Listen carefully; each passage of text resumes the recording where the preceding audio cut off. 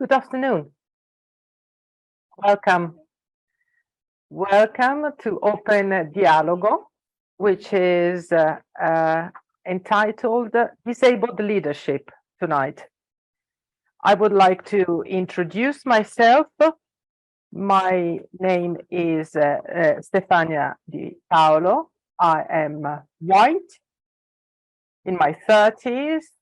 I wear glasses with a golden color frame, and I wear a blouse with flowers on. I'm sitting in a sitting room, and the walls are sort of yellow. I use the she pronoun. I'm a researcher, and I'm particularly glad to be here today and chair this meeting. I kindly ask you to settle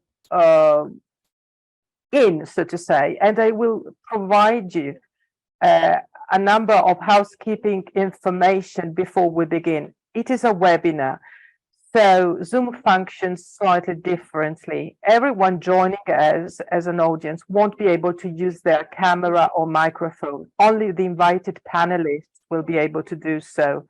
Today's session is going to be recorded, and it will only feature panelists.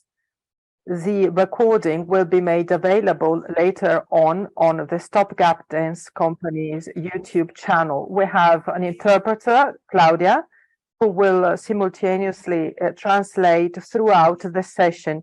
Some of our panel speakers may speak in Italian, so to hear translation into English, you can select the globe icon, which stands for interpretation, and you click on it, and then you can select listen in English.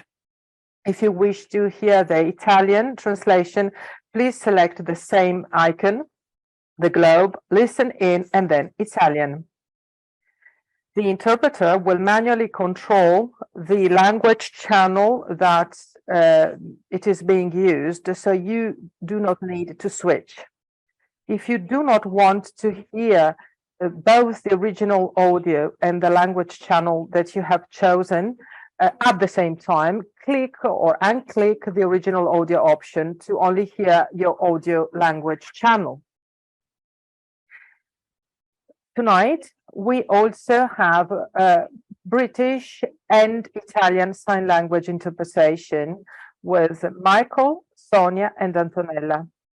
To select either of these, click on Interpretation.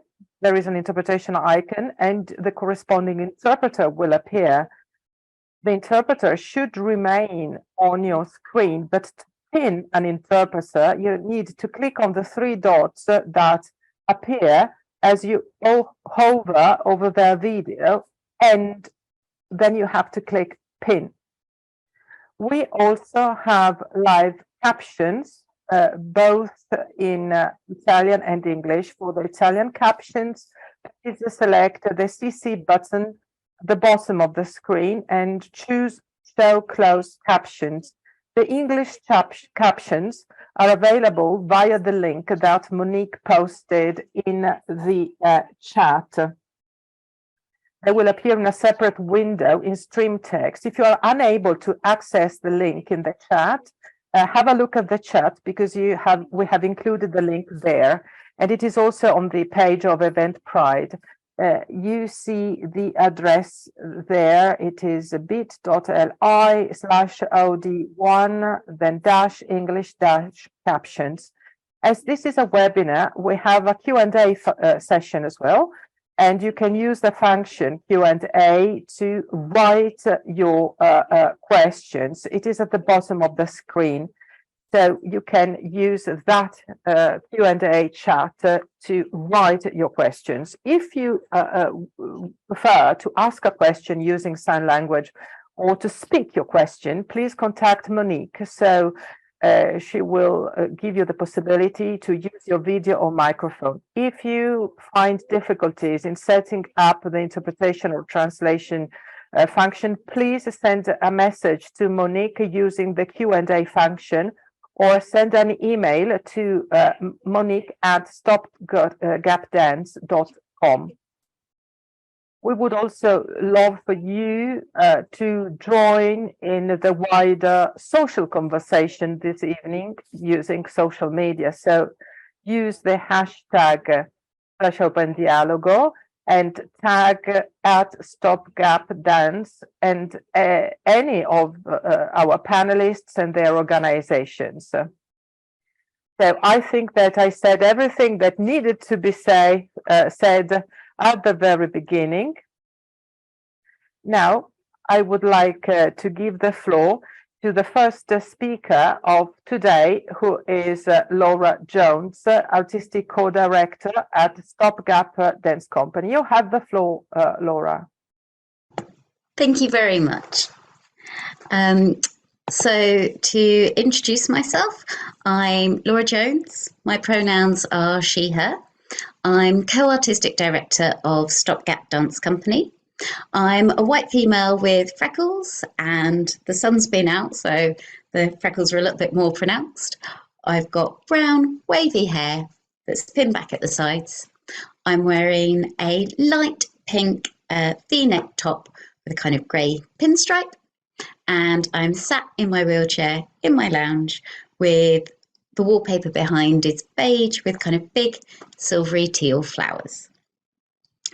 So we're talking about disabled leadership, and I wanted to start with what to me is authentic disabled leadership. For me, it's going beyond basic inclusion and tokenism and giving disabled people the resources to be decision makers, giving them the opportunity and support to remove barriers in a creative and meaningful way that will benefit all of society. Creating a society where disabled people's lived experiences, knowledge and ideas are actively listened to, voices respected and acted on. For me, my journey as a leader, well, as I was developing as a disabled dance artist, there were very few role models or other disabled artists or dancers in leadership roles that I could look up to or learn from. So in a way, I always had to be a leader of sorts, because even as a newly disabled dancer at the age of 16, I had to direct, to a certain extent, my own learning and show people how to work with me as I was rediscovering myself as a disabled dancer. I joined Stopgap in 2001 as a dancer, and part of the job included leading workshops. And I found that I learned a lot about myself and active inclusion by teaching others. I've had the opportunity to develop my practice through Stopgap. I was given time, space, and a sense of curiosity, and exploration was encouraged. It took a lot of small steps to get to where I am now, through finding my voice and appreciating that I did have something to say, something worth being listened to, taking on extra responsibilities, but also seeing injustices and wanting to be in a position to be able to make a difference. It is worth noting, though, that not every disabled person has to, or even might want to, become a leader.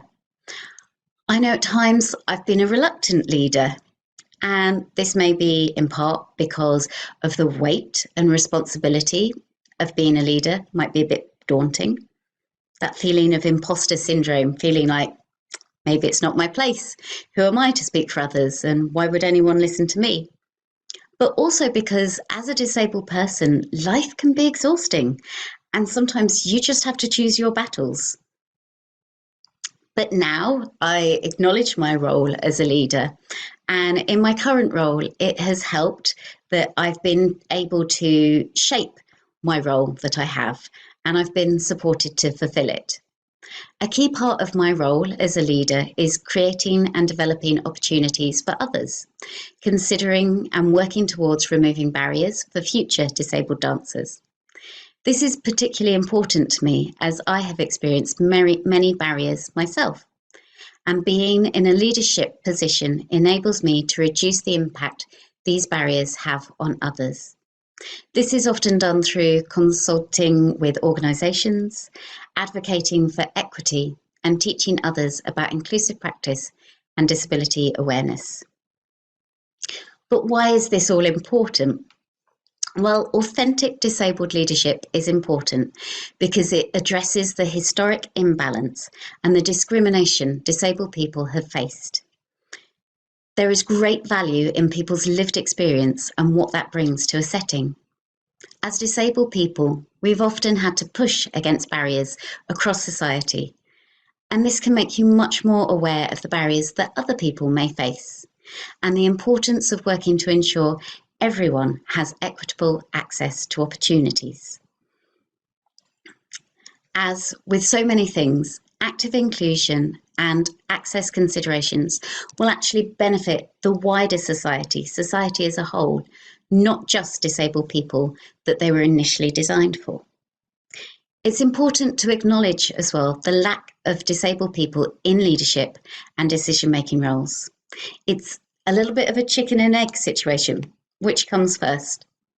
You need to have disabled people in leadership roles so other disabled people can recognise their own potential and look to them as role models, so they themselves can become future leaders.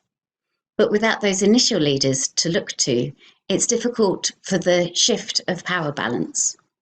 So we need current leaders to be allies, to use their positions to support this change. Not just stepping aside and hoping that a disabled person will fill the void, but actively working with disabled people to bring disabled people into leadership positions. And I believe this will benefit everyone as things are much richer when there is a more accurate reflection of society as a whole. So I want to leave you just with three positive actions that we can take to support the next generation of disabled leaders. One, to acknowledge that disabled people will have experienced barriers and systematic inequalities and lack of investment. And so extra investment is needed to readdress this imbalance. Two, acknowledging that there are different ways to be leaders, different routes in and different models of leadership. Can you redesign your perception of leadership to be accessible? And finally, three, you don't have to be able to do everything to be able to lead. Shared and co-leadership roles are a way to give disabled people the tools and confidence to take on these roles. Thank you.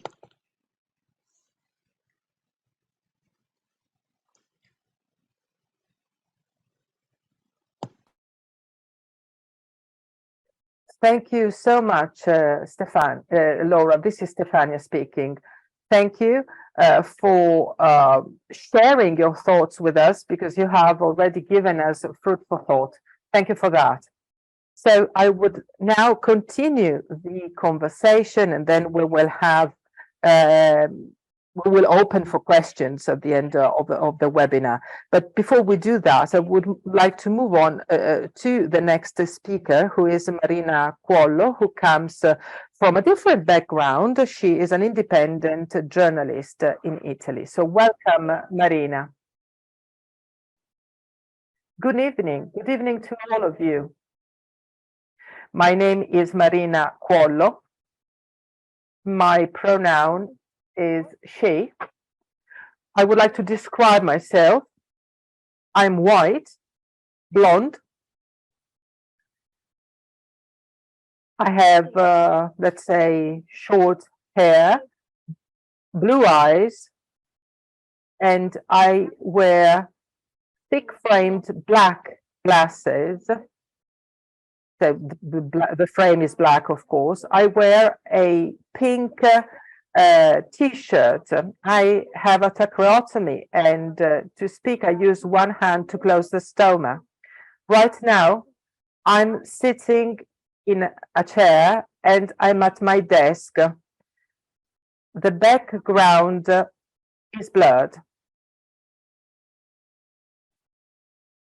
I'm a journalist, a freelance journalist, and I work in the field of disability representation in the media.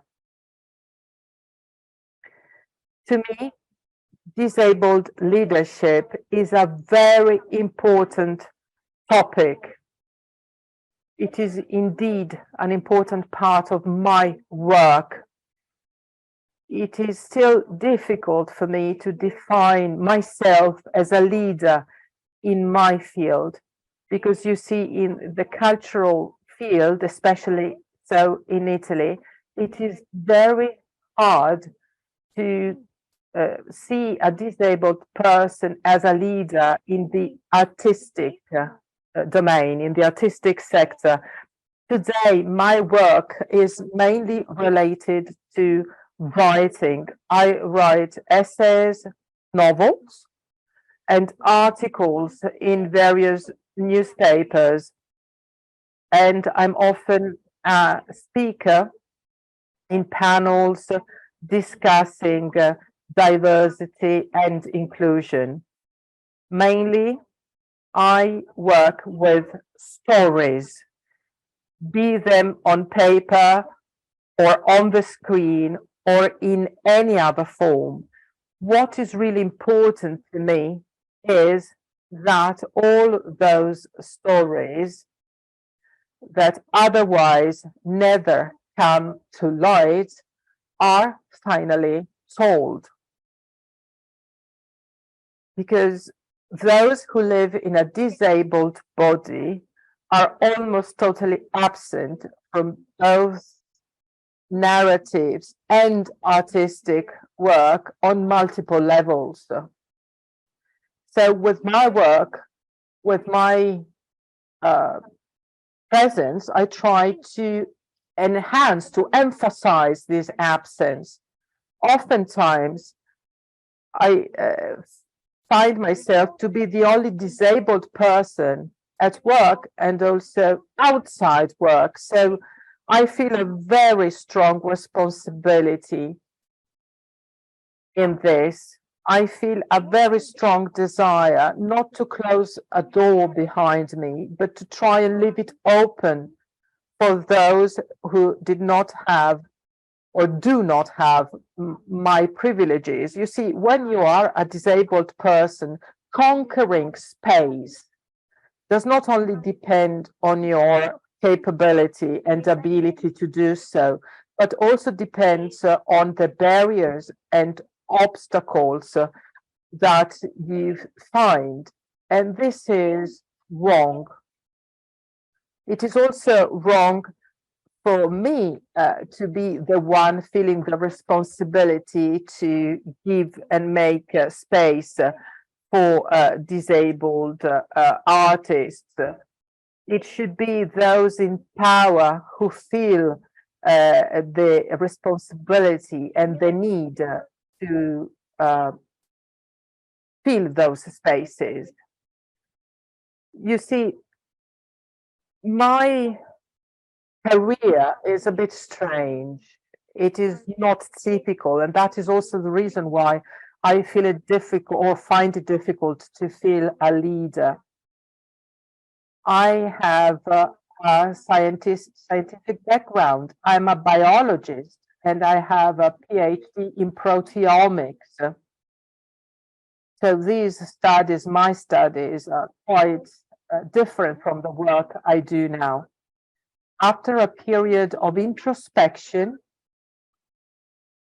after a few years, I felt a very strong urge to communicate. And so I decided I would train around writing, and I wanted to start a new career, basically. The truth is that I discovered very late my true vocation, which is what I do now. Because you see, when I was a teenager, I did not have a model I could make reference to. There were no writers, female writers with disabilities who could somehow show to me that there was a future for me and make me think that I wanted to be a writer myself. So since I have been doing this job, it has happened to me to come in contact with other people with disabilities who work in the artistic field. And I know, therefore, that they too found themselves in similar situations. They studied something and then they had a different career. So that was sort of typical, and that made me understand that actually there are no linear pathways in your life for disabled people who wanted to have a creative job. The lack of reference figures and training and careers which are linear, designed for people with disabilities, is a problem. And it is therefore essential that people work so that they can have a model in all professions and have a way to think of all possible futures ahead of them. Leadership by people with disabilities is important to begin to achieve the change that we desire to obtain.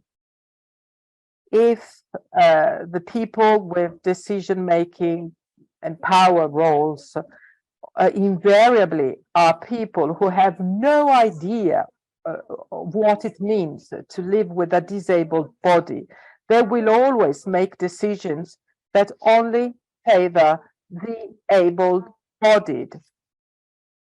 So to be there, to be present, means to become the owners of our own stories, being able to tell them in a true way, in an authentic way, to fill the gap, that absence that has always been there. In order to change things, it is essential to reconstruct the systems from scratch. We must understand that bodies may have different needs and follow different times and different ways of learning. Dismantling the classical performativity we are accustomed to and we are used to, which is exclusively based on one idea of body, and investing money in new training and work processes can be helpful for everyone and not only people with disabilities. So let's start to rethink everything from its very foundation, from scratch. Thank you so much, Marina. Your contribution is also very rich and dense. I would like to comment extensively on what you said, but I would like to first and foremost continue with the next contribution. Our next panelist is Aristide Rontini. Welcome. And he is an independent disabled dance artist from Italy. Thank you, Stefania. Good evening. Welcome. So happy to be here with you this evening. Thank you for inviting me again. My name is Aristide Rontini. My pronoun is he, him. I would like to describe myself. I'm a white man in his 40s, dark hair, fairly short, now thinning hair, brown eyes. I wear quite large glasses. I have a beard and mustache. My right arm is shorter than my left arm and extends to my elbow joint. I wear a white t-shirt. At this moment, I'm sitting at my desk at home and the background is blurred. I'm an independent artist, a choreographer, performer, and dance practitioner in community settings. I'm also a member of Archdeacon Artists, who is the first Italian association of performing arts workers with disabilities that promotes the self-empowerment and rights of people with disabilities, both as professionals working in the performing arts sector and also for the audience that enjoys artistic works. I have only become, in recent years, a full-time arts project leader. Before that, I was mainly worker as a freelance performer for companies. And as a parallel and secondary activity, I had a creation project every couple of years.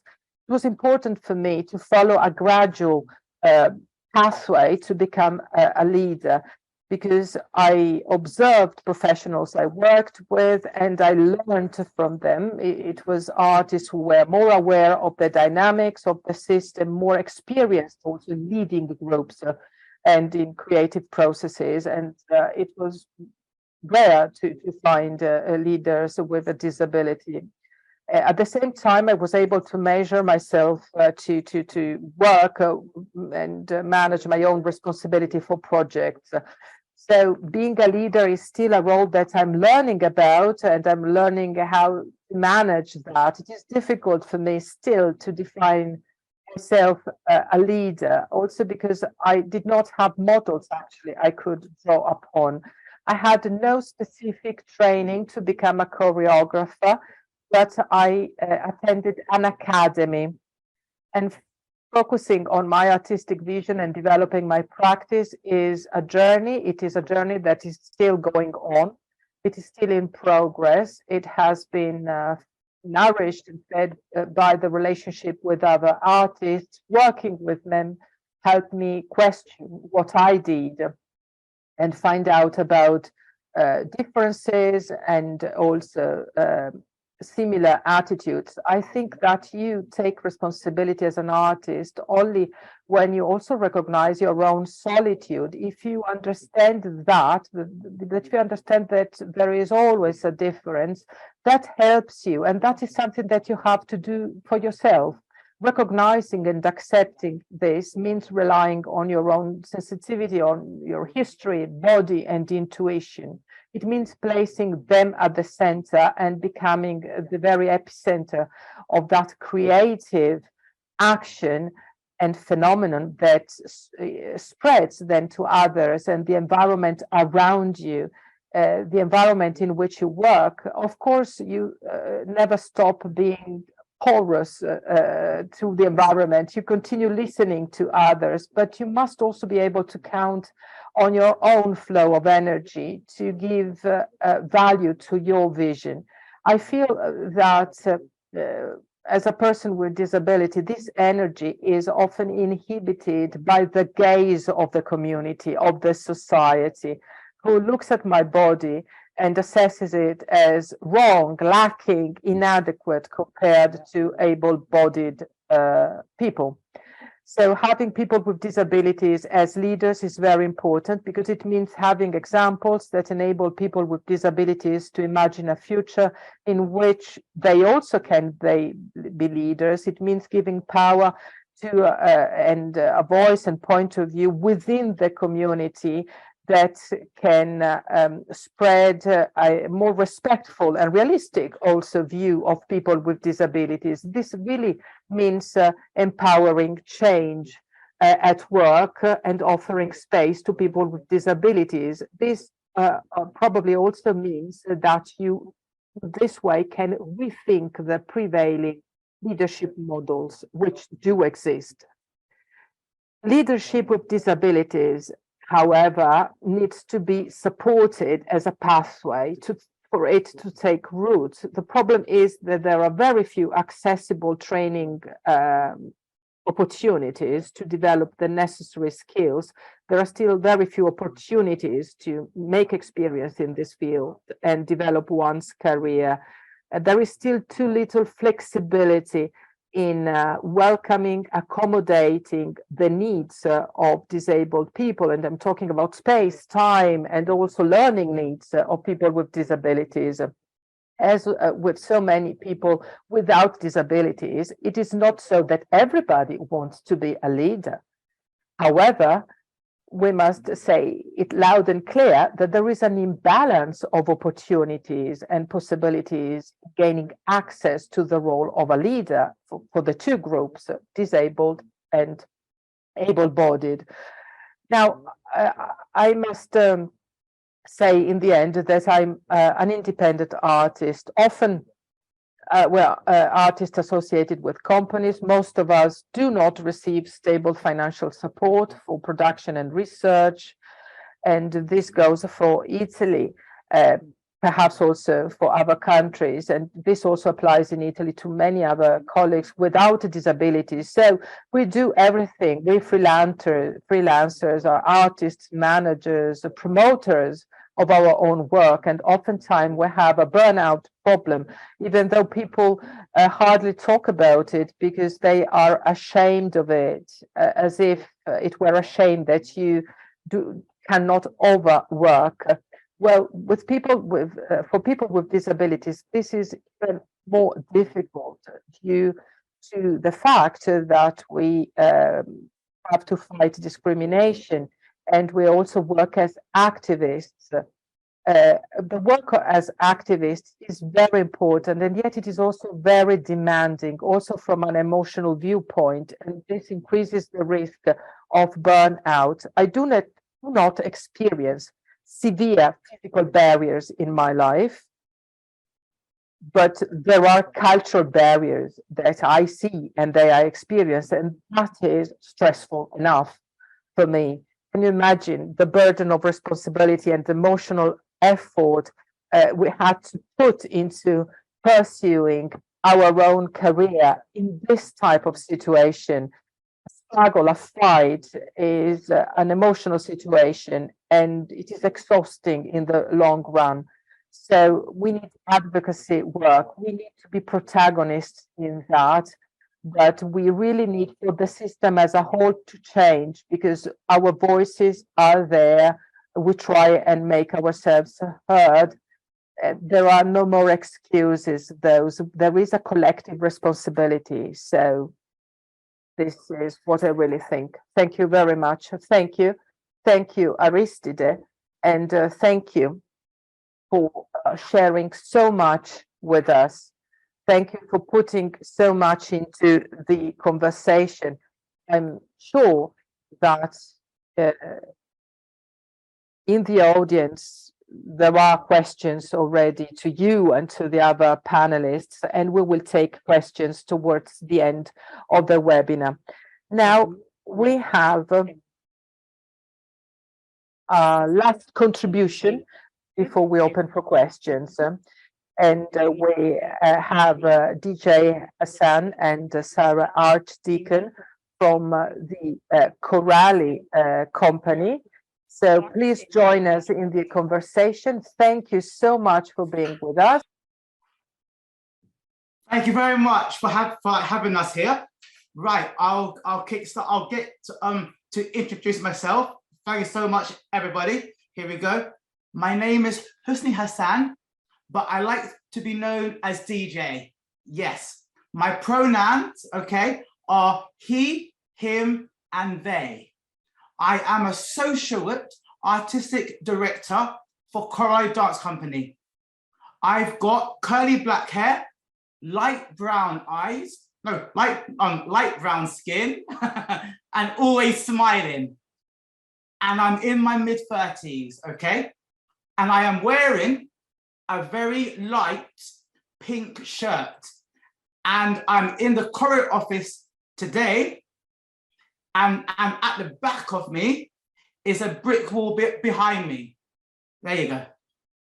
I'll pass it on to Sarah. Thanks, DJ. You're welcome. My name is Sarah Archdeacon. I'm the artistic director of Corali, and I'm wearing a yellow t-shirt. I'm in the same room as DJ with the same brick wall behind me. I'm a white woman in her 50s. My pronouns are she, her. I've got short brown hair, blue eyes, and light pink lipstick. The way that we're going to do our presentation this afternoon is that I'm going to ask DJ some questions, and he's going to talk about his leadership journey in response to those questions. So I'm going to kick off with the first question. What do you do as a leader in your field? Okay, here we go. In my field, I am a professional, professional performer. I lead and facilitate workshops, outreach in different schools. I'm a role model. I engage everybody. I share my creative ideas, have fun, and inspire other people. I'm always welcoming and having a friendly face.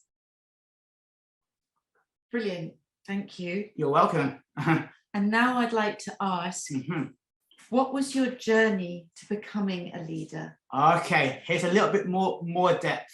So I hope you understand my real journey, how I got to where I am. Here we go. Since when I was a small child, I'd done lots of dance classes and workshops and training, such as ballet exams. By the way, I passed all my ballet exams, so I was very happy with that. I was trying out lots of different tasters in different dance classes. So I was inspired by seeing dancers and dance companies on TV and programs like Britain's Got Talent. When there was music, I was the first person to get up there and dance. No one told me to, I just did that. I felt eager to get into the wider world, to let people see what I can really achieve. I started to get networked and noticed by taking part in lots of different things. I was really dedicated. I was really committed, and I was keen to learn from other people. By the way, no one really knew about me, so I had to put myself out there.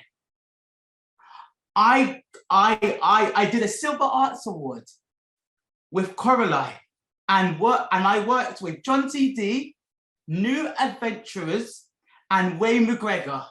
People started to take me seriously. Thanks, DJ, that's really clear. You're welcome. I'd like to ask, like you say, a little bit more depth. I'd like to ask, what was difficult about your journey to leadership? Okay, I can tell you, people did not really understand who I am, but I wanted to show them that I meant business and I had something to offer in return. People were limited by their own expectations about me, of me. People didn't take me seriously enough. They didn't believe that I could be a leader. But guess what? They thought I was joking around, but I showed them by getting connected, by and by being out there to show them who I really am. I pushed boundaries and boundaries. That's what I did. That's how I got there. Thank you. You're welcome. And why is disabled leadership important? Okay, I'll tell you guys this. Listen up. To show people, to show disabled people, they can achieve in life. To make sure that disabled people are valued for who they actually are. And point 3, to show how much disabled people have to offer, and we will have a lot of experience too. 2 more, just to ask you, being a role model is important, but it is extremely highly complex, and it does have a responsibilities. I think of myself as a strong activist because dance can be a creative space for change. On stage, people can see what I have achieved. And in a workshop, I make sure that everybody is included. I help people understand each other and to connect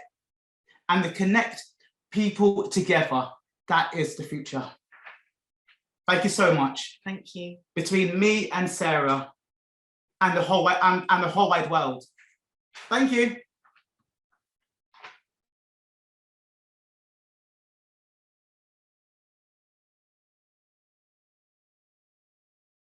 Thank you. Thank you very much. We really enjoyed listening to you. Thank you. Now we open the conversation to Q&A.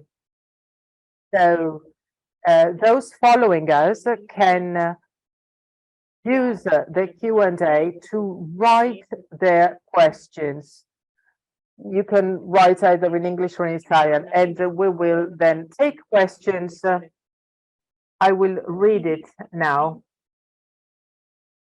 I kindly invite all panelists now to switch on their cameras so that we all are visible. So welcome back. Here we have them all. So here I ask the question, and then we will see who can answer, who wishes to answer. Rachel, thank you so much for asking. So the question is, hello everyone, thanks to Stopgap for the webinars, for all these webinars. My question is, what external leadership courses have you attended, if any?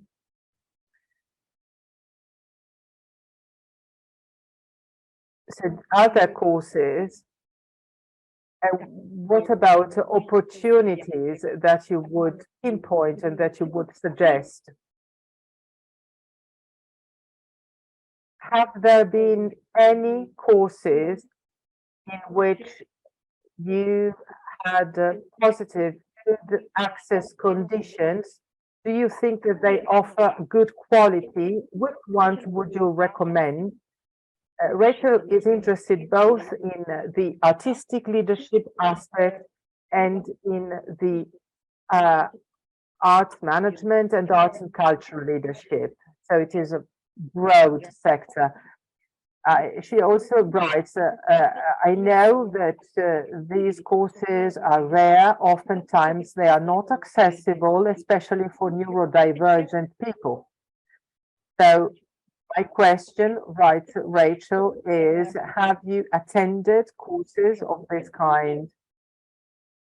And what about the next steps that might be taken in order to make these courses more accessible to people with disabilities? And I hope that Rachel is happy with my translation, says Stefania. So Laura, would you like to take the question and answer? Yes, I can start. Yes, so Laura speaking.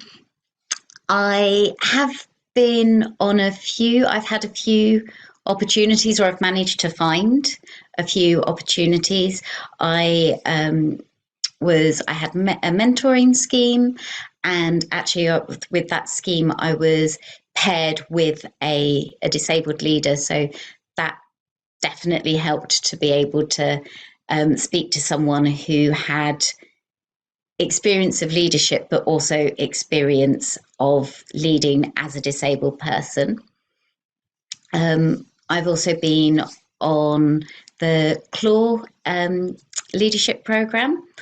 One of the things that I found is that actually, for me with a physical disability, that now, and it's slightly a post-COVID thing, that so many opportunities are now available online, that actually that enables more access for me, because I'm not having to travel, I'm not having to arrange a access assistant. And so for me, the fact that the Cuollo leadership was the inclusive cultures Cuollo leadership was online made that more accessible for me.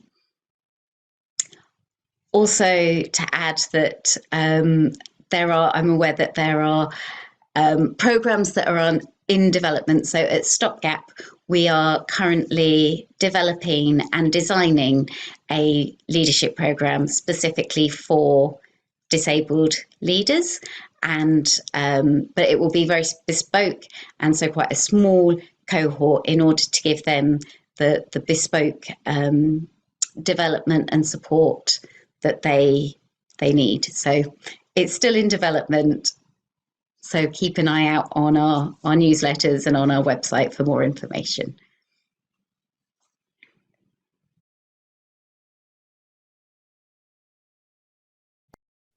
Thank you, Laura.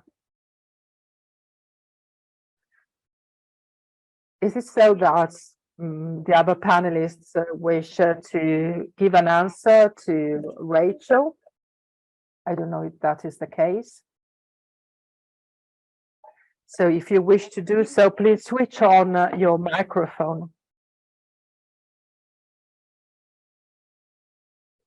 Rachel asked about leadership in the cultural sector, not only necessarily the artistic sector. So Marina, could you perhaps add something about it? This is Marina speaking. Certainly, in Italy, we have less acknowledgement of the concept of leadership in general. Personally, I did not attend leadership courses, not in the publishing sector, the sector I work in. We do not have trainers either. And we do not have so many writers with disabilities that can train. So in general, we lack the will to acknowledge leadership or disabled leadership in the cultural sector. You see, in Italy, oftentimes leadership is considered in relation to gender. Female leadership is at the center of many courses. But we do not have courses which are devoted to disabled leadership. And I'm sorry for that. So I'm very happy that we speak about it, because this might be a way to open up new avenues, change things in Italy, at least. Thank you very much, Marina. It is Stefania speaking now. So Rachel was asking about actions, initiatives. We might go for an intersectional approach when it comes to leadership. This would mean that we open up to new opportunities, to new sectors, and focus on disability. I see that DJ and Sarah want to take the floor. You have the floor. Just to follow up on Laura and Marina's response to the disabled leadership courses, to say that a lot of companies, as Laura was saying, offer bespoke training opportunities to develop disabled leadership in the dance sector, and that feels historically like something that has happened and is continuing to happen, but the focus is now on leadership. So before it was mainly on training, but now it looks like companies are beginning to develop some bespoke training for leadership. It feels like looking at independent companies is still one of the ways forward. Certainly for artists with a learning disability, feels very much that the sector is supporting each other to develop leadership qualities and to keep networks. So it feels like there aren't necessarily many leadership courses for people with a learning disability yet, but important to keep networked within the sector to support each other, to keep an eye on what is on offer for disabled people in terms of courses. Well,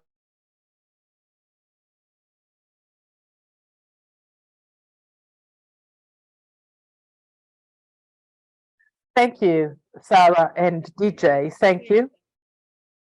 Thank you, Sarah. Do you want to take the floor again?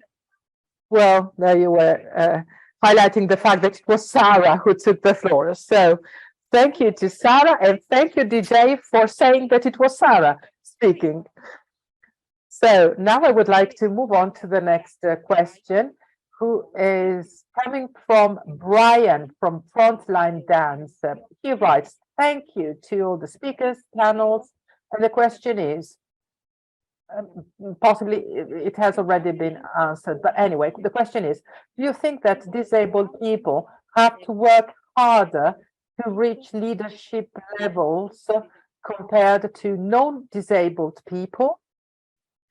I think that we all can answer yes. The answer is yes. Is it so that Aristide wishes to add something, making specifically reference to his sector?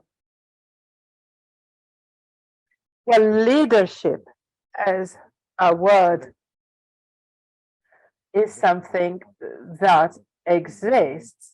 Leadership does exist, but it is not so that we extensively use the word leadership, nor is there one specific definition of leadership, nor is there work around the concept of leadership. And I'm talking about my sector. I attended concentrated, focused courses, but focused on the artistic practice, not so much leadership. Leadership is a much broader thing. It is something that does not only have to do with the management of your own artistic practice. It has to do with working with the staff, with the performers, with the system as a whole. So it is really something which has to do with your professional work and everything which is included in that, also in cultural terms. In our sector, I think that we do not have an open debate in cultural terms on leadership. It is possible that people do not feel the need for that, not yet. But you see, my disability is specific, it is physical. One arm is longer than the other. And so this is physical. I do not have so many physical barriers as a disabled person. I do not encounter so many of them. So virtually, I can have access to basically everything. Then emotionally, I might have barriers. I do not feel supported enough, not yet, I mean. So am I to blame for that? I don't know. Are others to blame for that? Possibly both. But anyway, what I want to say is that we do have leaders with disability in Italy, and they are also successful. But we do not have a general picture of disabled leadership. And the disabled leaders in Italy, they made their own career on their own, I would say. That is the point. Thank you, Aristide. As a matter of fact, many of the things you said relate to the next question, which is fairly long. We still have 6 minutes left. I hope we manage to answer. This is a question from Rohan, and he writes, yes, this person writes, I'm really loving the contributions. Thank you so much. I see that you also more or less repeat the same stuff, but several of you have talked about how difficult it was for them to think of themselves as leaders. And this is self-explanatory. So this tells a lot already. And then each person has their own idea of what a leader is. Plenty of disabled people do not even want to claim being leaders. And this is, for me, very important, because we with disabilities may actually have ideas of leadership that are very different than non-disabled notions of leadership. Sometimes, to me, it feels hard to claim that for myself because there has been so little to look to.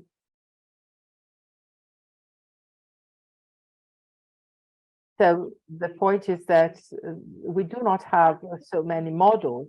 I did not have so many models, though there is a major change in progress in dance. So here comes the question.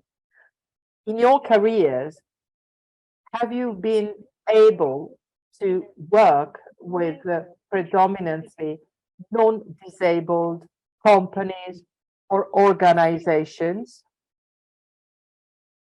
And were you able in those contexts to find your own understanding of what it means to be a leader as a disabled artist?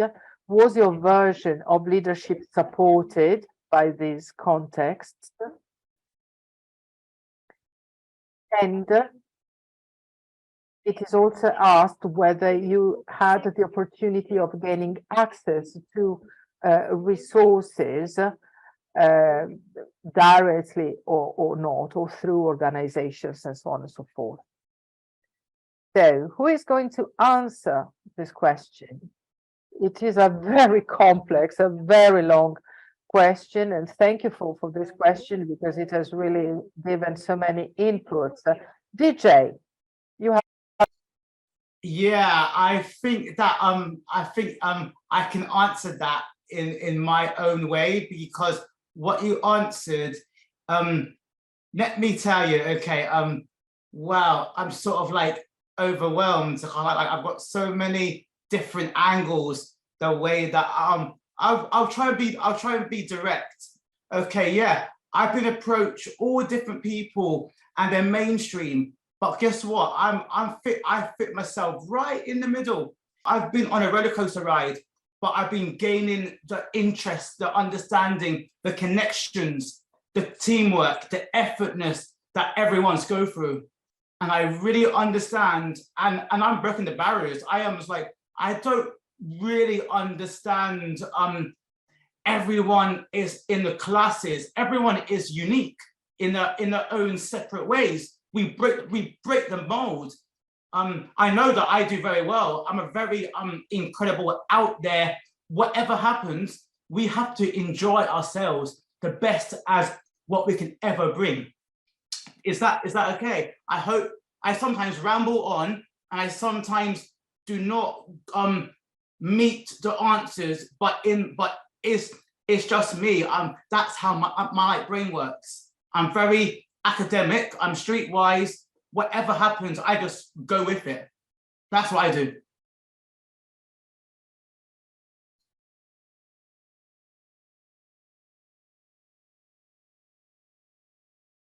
Thank you, DJ. Thank you. Thank you for your contribution. I think that we cannot take more questions because we have only 1 minute left, but the previous question was very dense. So we might perhaps add something to answer the previous question, the question already answered by DJ. Laura, would you like to integrate in some way? Thank you. Yes, Laura speaking. I think my main experience, has been of training has been within either disability-led or disability or aimed by disability specific. And I think that's definitely important because there are already so many barriers, and that when it's already designed with disabled people in mind, then that helps it, because as we've all expressed, it's very difficult to develop as a disabled leader. But I very much welcome, it shouldn't just be the job of disability specific companies. I very much welcome other companies, other organizations taking the time to assess what they have as potential courses, their opportunities, and redesign, make them more accessible so that disabled leaders can learn and be integrated with non-disabled leaders at the same time. So I think there is relevance and importance for both to be able to happen, and for, quotes, mainstream companies not to just assume that the disabled companies or disabled-led companies and organisations will take on all the work themselves. Thank you.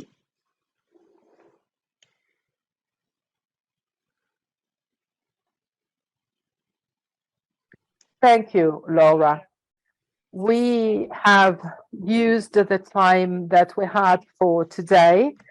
I thank all participants and attendants. Thank you also for sending your questions. I would like to ask our speakers, if you wish to contact our panelists to have an answer to your unanswered questions, please use the Stopgap website, and they will then send the questions to the speakers. Thank you for tonight. Enjoy the rest of the evening, all of you. Bye.